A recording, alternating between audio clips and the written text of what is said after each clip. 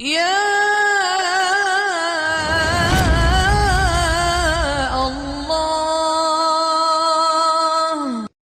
اب آپ کو بہت احتیاط سے آپس میں چلنے کی ضرورت ہے۔ آپ کے استادوں سے ایک بات کر کے آیا ہوں، وہی آپ کے سامنے دہرا دیتا ہوں، اور یہی میرا مستقل موضوع ہے، مضمون ہے۔ میں تقریباً ہر بیان میں اس کو عرض کر رہا ہوں، نجی محفلوں میں بھی، انفرادی دعوت میں بھی، اجتماعی دعوت میں بھی، کہ معاشرے کی جو خوبصورتی ہے اس کا تعلق نہ علم سے ہے نہ عبادات سے ہے، اس کا تعلق اخلاق سے۔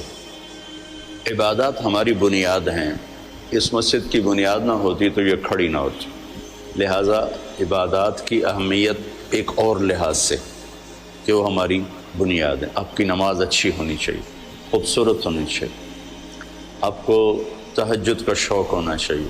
آپ کی عمر ہے کہ اس میں آپ اپنی نیند سے لڑ سکتے ہیں، اپنے آپ سے لڑ سکتے ہیں۔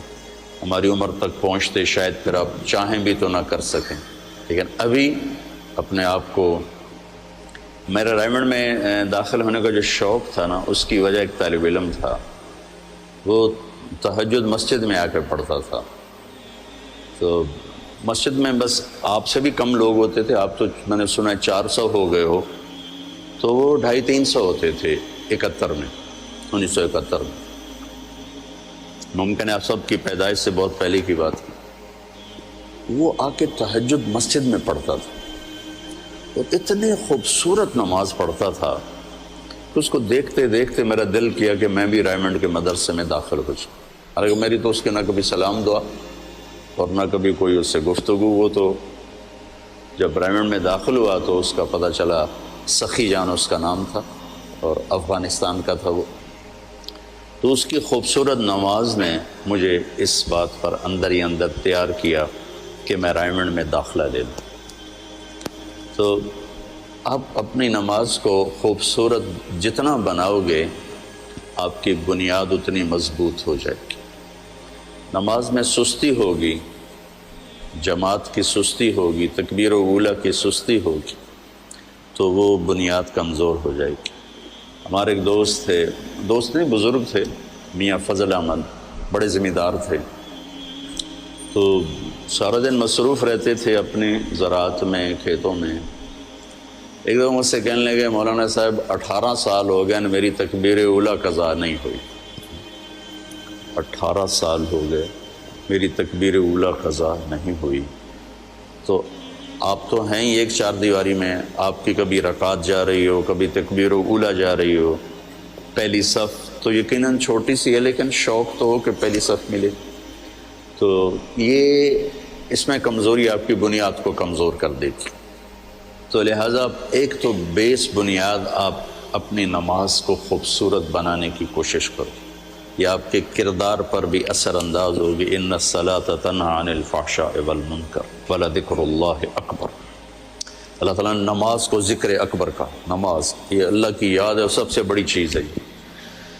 تو نماز ہماری بنیاد ہے۔ پھر قرآن کی تلاوت، اس میں بجری بھرنے والا، سیمنٹ بھرنے والی، لوہا بھرنے والی چیز ہے۔ صبح شام کی دعائیں، تنہائی کا ذکر، یا چلتے پھرتے جیسے بھی قابو میں آئے، یہ اس کو مزید مضبوط کرنے والی چیز ہے۔ جب آپ کی فاؤنڈیشن مضبوط ہوگی تو اس پر آپ ساری زندگی کی بنیاد کو قائم کر سکتے ہیں۔ تو آپ مختلف شاخوں سے آئے ہیں، کچھ یہاں والے بچے بھی ہیں، عمر کا وہ حصہ ہے جس میں سستی، غفلت بھی ہو جاتی ہے، اور کبھی مزاج بھی غالب آ جاتا ہے۔ سستی نہیں ہوتی، غفلت نہیں ہوتی، مزاج غالب آ جاتا ہے اور اس میں تکاسل شروع ہو جاتا ہے۔ تو میں آپ سب بچوں سے یہ گزارش کروں گا کہ اپنی نماز کو خوبصورت بناؤ۔ نماز کا خوبصورت ہونا آپ کے پوری زندگی کے کردار پر اثر انداز ہوگا۔ جو اللہ کے نبی نے فرمایا، جعلت قرۃ عین فی الصلاۃ، میری آنکھوں کی ٹھنڈک ہے نماز۔ تو اس کو آپ بنیاد بناؤ، تہجد کا اہتمام کرو، نوافل کا اہتمام کرو۔ اگر آپ اذان سے 1 منٹ پہلے بھی مسجد میں آ جاؤ تو آپ کی ہر نماز کے ساتھ نوافل ہو سکتے، اب سوائے فجر کی نماز کے وہ سنت نہیں ہوتی۔ تو آپ بڑے خوبصورت طریقے سے اپنے اللہ سے سجدوں کے ذریعے سے تعلق بنا سکتے ہو۔ آپ اس کا اہتمام فرمائیں۔